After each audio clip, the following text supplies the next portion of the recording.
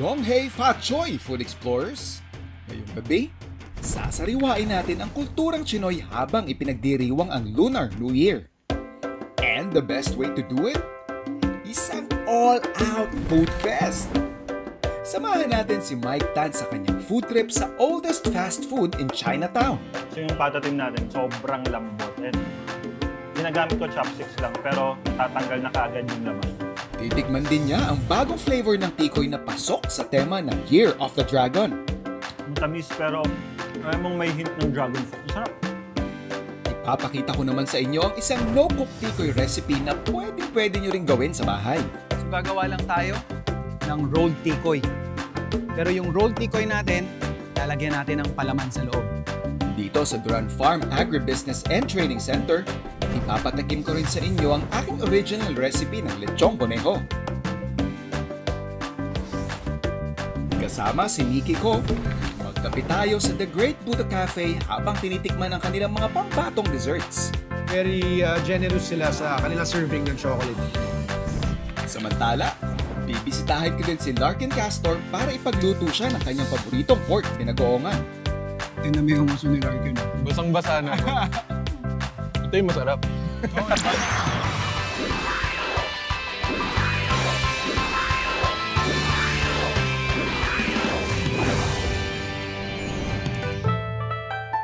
Sa pagsalubong ng mga Chinoy sa Lunar New Year, pinaghahandaan na rin nila ang swerteng dala ng Year of the Dragon. At para maging mas madikit pa ang kanilang pagsasama, hindi mawawala sa bawat hapagkainan ang tikoy. Pero alam nyo ba, may bagong flavor ng tikoy na konektado sa animal sign ng 2024? Every year kasi ang gusto namin, merong babalik-balikan yung mga customers natin. Laging merong bagong magugustuhan. So this year, ang pinakabago nating tikoy is yung tinatawag nating dragon fruit tikoy na akmang-akma for the Year of the Dragon. Sige, tikman ko na. Pero parang masarap sa makeup eh. Sakto sa pait to.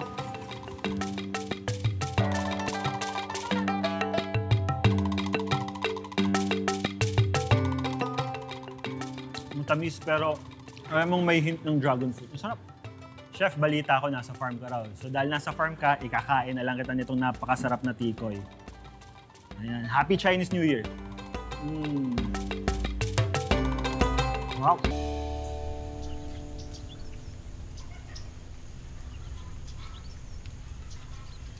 Dahil nainggit ako dun sa food trip na ginawa ni Mike, naisip kong gumawa ng isang mabilis na snack na hindi mo na kailangan ng mga any special equipment, even stove.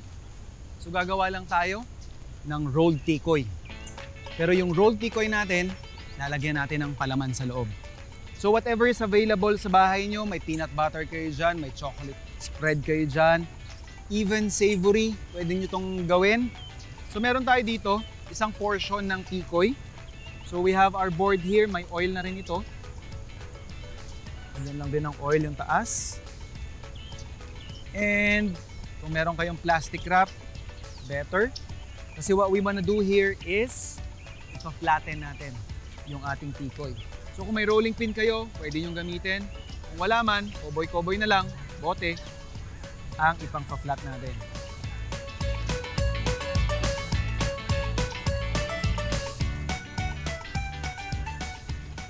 Tanggalin lang natin yung plastic wrap.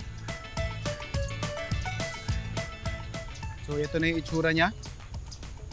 So basically, from this size, from this thick, sa ganyan na siya.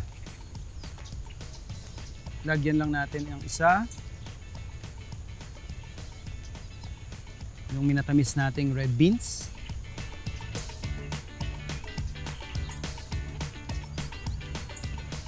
Then saka natin siya i-roll.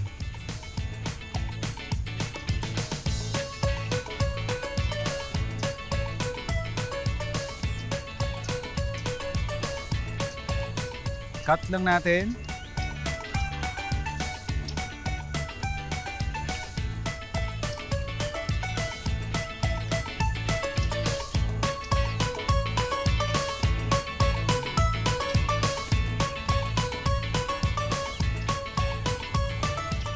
Yung pinaka-feeling na gagawin natin for this one is peanut butter.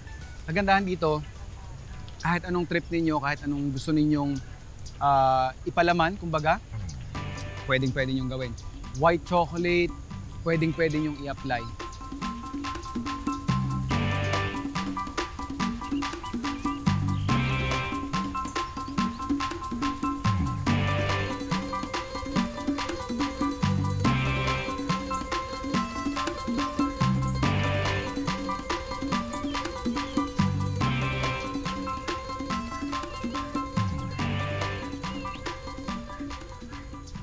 And there you have it! Ang ating no-cook rolled tikoy with sweet filling.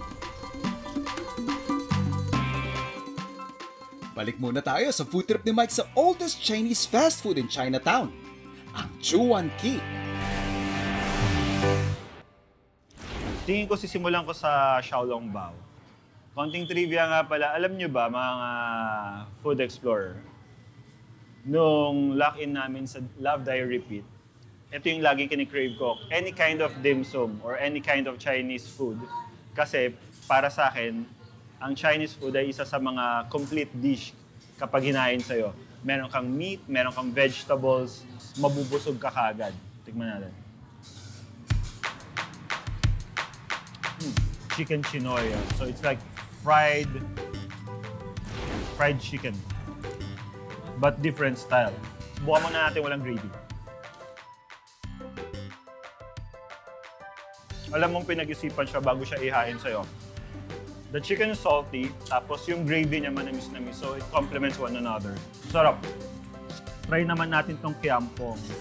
Glutinous rice casserole. So it's not really garlic rice, it's salty rice. Hindi siya yung typical na sa ating mga Pinoy na kanin ulam. Ito yung parang mas street to. Manamis-namis din. So, punta naman tayo sa Kikiam. Doon sa mga mahilig sa street food na mga Pinoy na katulad ko, hindi siya yung ordinary Kikiam na nakakain natin doon sa mga naglalako. This is different.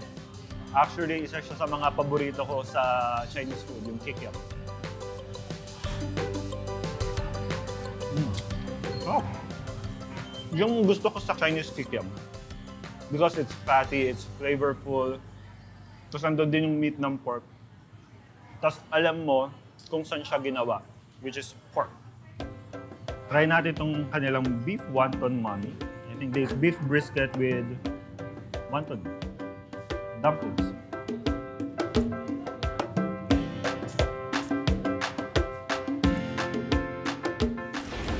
Ito yung mga gustong-gusto ko sa beef wonton noodles. Ang lambot talaga ng beef nila. Yung beef brisket talaga, lasang-lasa mo. Hindi ito yung lasa. Super nice, super soft.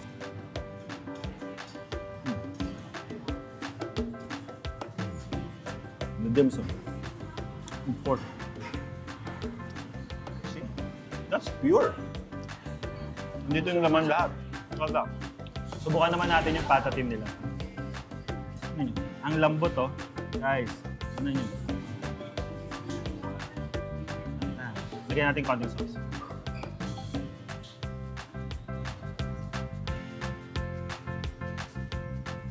So yung patatim natin, kung makikita nyo, sobrang lambot. Ayan. Ginagamit ko chopsticks lang, pero natatanggal na kaagad yung laman. Yung iba gustong-gusto nila ng crispy pata. Ako, dito ako lagi pupunta. Talagang yung sauce, masarap talaga. Kung meron kayong plain rice plus yung sauce, ang sarap. Or yang chow, hindi na kayo magkakamali. Anyway guys, ang Chuan Ki ay nasa delivery apps na rin. So habang nanonood kayo ng Love Die Repeat every 8:50 p.m. Mondays to Fridays, pwede kayo magpa-deliver kapag nag-crave kayo ng Chinese food. Go ahead, magpa-deliver kayo. Enjoy it!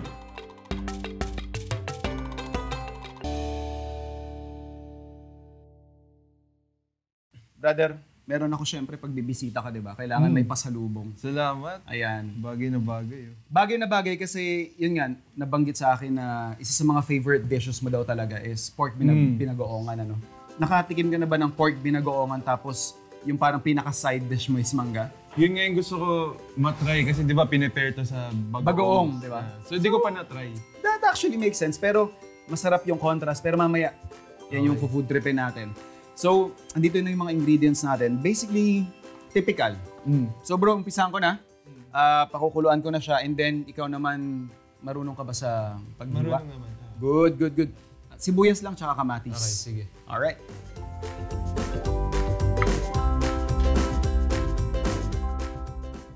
Ito yung nahanap natin dyan. Yan. So yung magka-caramelize na yung labas niyan. So kukunin lang natin yung same color on all sides.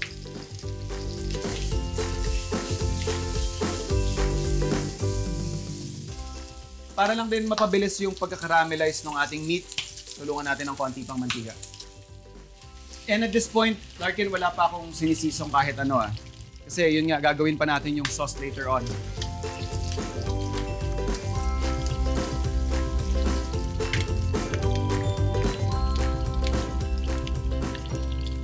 So nakita mo yung kaninang mantika. Naglagay tayo siguro dito mga less than 1 tablespoon. Pero ngayon medyo almost a cup na yung mantika natin. Which is precisely yung gusto natin. Lalong-lalo na pag gagawa ka ng sarili mong bagoong sa bahay. Talaga. Yeah. Mas masarap kung mas maraming taba or mantika ng baboy. Yun yung paborito ko dyan, yung taba, tsaka yung ano. Yes, yung sir.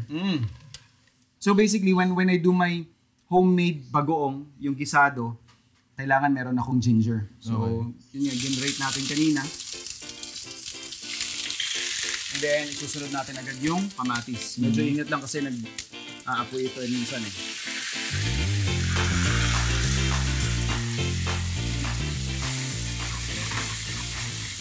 And then, yung ating sibuyas. Measurement nito, mas marami, mas masaya. Talaga? Yes. Lahat ng panggisa, lagay mo lang. More or less parang 1:1 yung ratio ko dyan. Kung 1 kilo yung bagoong ko, 1 kilo din lahat ng mga panggisa ko na nilalagay. So mas maganda talaga pag marami. Yes, sir. So pababanguhin lang natin to. And then, sasama na natin yung ating alamang. Yun. Bagoong alamang. Yan. Kita nyo naman, yung signature pink na color niyan. Galing palengke pa yan. Saute lang natin to. Stir lang natin. Then once na medyo nagsasama-sama na sila, hahabulan lang natin ng vinegar lang. Pangtanggal lang kumbaga nung briny flavor doon sa ating alamang. Not totally takpan, pero para mabalance lang. And dahil syempre pag alamang, maalat na yan, we're just gonna add sugar. So depende sa preference. So kadalasan kung 1 cup yan ng alamang, more or less mga half cup ng sugar yung mga kinakain niya or kinukonsumo niya. This is actually what gives you yung signature na dark color. Okay. Diyan nakukuha yun. Yes, sir. Okay.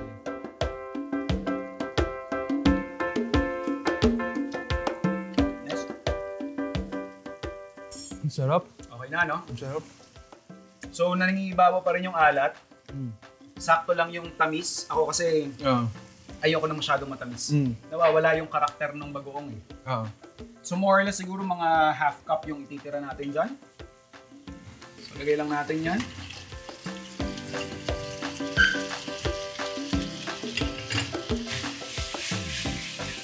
Tapos, siyempre yung ating talong. So lagay lang tayo ng konting sili. So for color, lagay tayo ng green.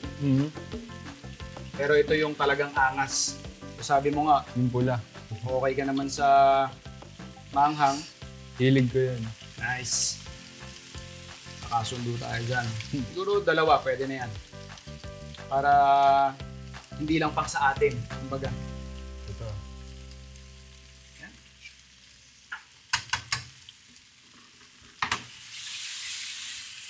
Sarap ng itsura pala. Okay, di ba? Pero hindi pa yun yung final na itsura niya. We'll simmer down lang yung ating pork with some stock or tubig. Kasi yung kanina parang part cook lang yun Parang half cook lang siya.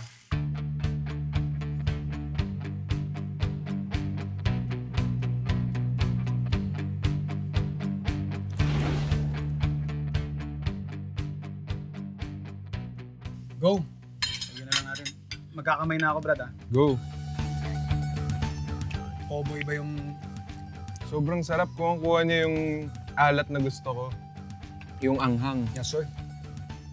Kasi mahilig talaga ako sa malat manghang. Yun talaga yung combo. Yan na may umuso ni Larkin, no? Basang-basa na po. Di ba? Sobrang anghang. Ito yung masarap.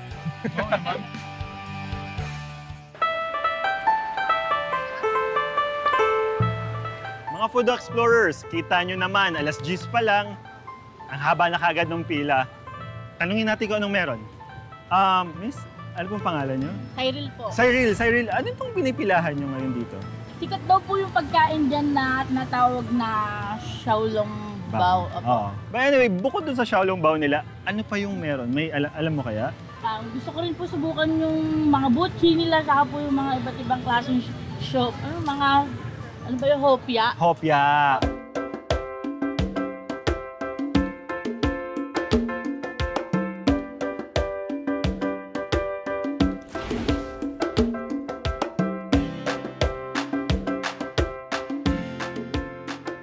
Ayun, ito pala yung dahilan ng mahabang pila. Ayan, ang fried Xiaolong Bao, tsaka lava buchi. Tingnan na natin. Let's see. What do we have?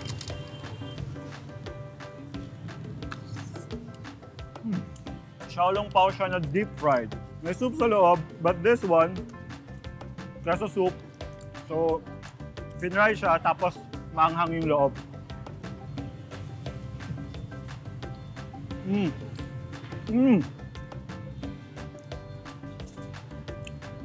Hindi siya typical na monggo yung loob. Color yellow yung loob. So I think, custard siya. Saka sobrang soft nung glutinous rice. Masarap kapag bagong luto. Masarap talaga.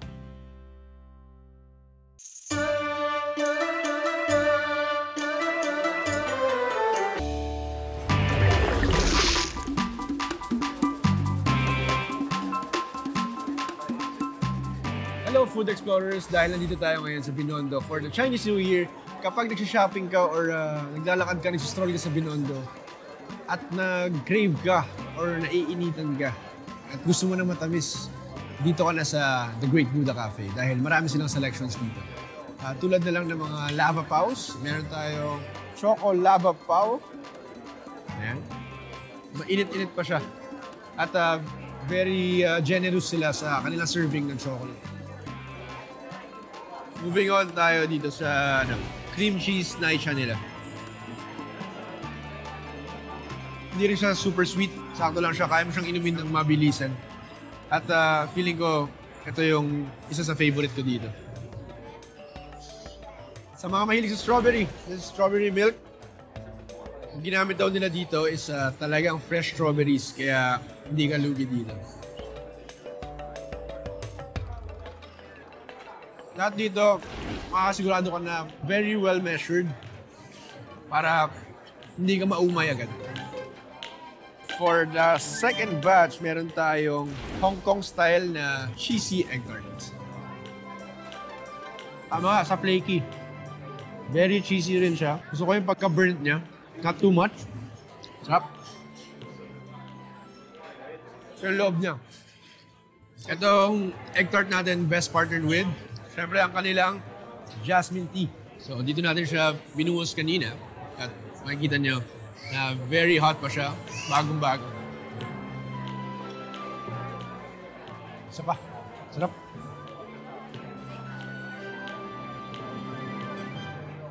Hindi lang drinks and desserts ang ibinibida ng The Great Buddha Cafe. Kaya rin nilang tumbasan ang cravings ng foodies na may pangmalakasang appetite.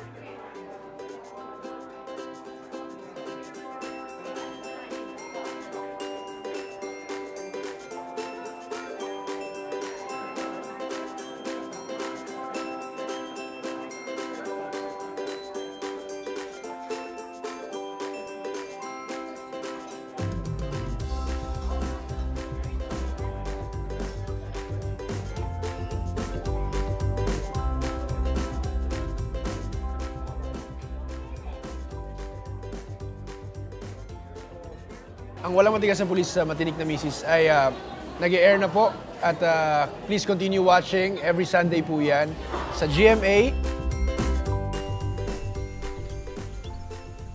Nandito pa rin tayo sa Duran Farm Agribusiness and Training Center sa San Ildefonso, Bulacan. At dito, muli nating kikilalanin ang isang lumalaking industriya ng karne na mainam na alternative sa baboy at manok. So what we'll do here is basically maglelechon lang tayo. Pero one of the things na gusto nating i-mitigate, kumbaga, kailangan nating i-address when you're using rabbit meat is masyado itong lean. Kailangan natin na tulungan lang siya by adding some more fat. Now, we'll be able to do that by using ground pork na yung mas mataas yung fat content. So, we have here our minced or ground pork. And then, sisiksikan lang natin yan ng mga aromatics. Siling haba.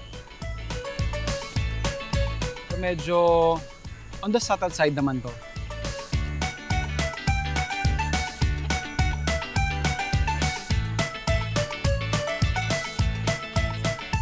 So yung ating aromatics, season lang natin ng soy sauce, pepper, at konting salt. Mix lang natin yan. And then, yung ating ground meat. Ang ABT nag-start tayo noong 1912. It was started by my great-grandfather, no? So, lolo pa siya ng father ko dito sa Binondo. Etong kung nasan tong escalator na to ngayon, yan lang dati yung ABT. We are primarily a hopya factory before. Then nagkaroon tayo ng mga iba't ibang Chinese delicacies. That's why we're called ABT Chinese Deli. So, actually, mahilig kami sa technology. Ang ABT nag-start kami dati, yung hopya namin gawang kamay. Then yung father ko nag-innovate, ginawa niyang demake na yung hopya, no?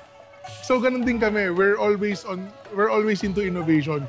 We're also into social media para at least kahit paano na-update natin yung mga bagong generation sa kung anong mga ginagawa natin. So ready na yung stuffing natin. Lalagyan lang natin ng seasoning yung pinakalabas.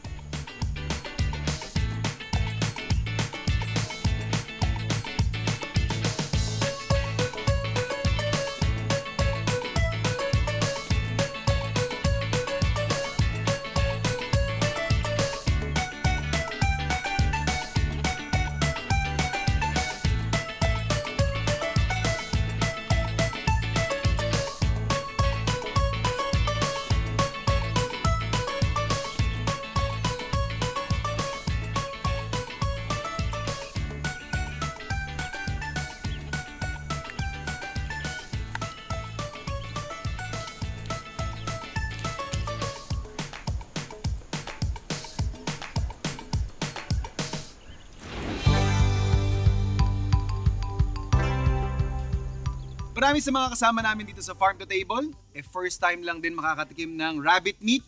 So ano pang hinantay natin? Attack na guys! May selebrasyon man o wala, ang mga Pinoy talaga namang mas lumalalim ang pagsasama sa tuwing nagsasalo-salo sa hapagkainan. Sa ganitong paraan din natin sinasariwa ang ating pagkakilanlan. Dahil ang putahing ating kinalakhan ay bunga ng masasarap na kombinasyon ng ating tradisyon at kultura.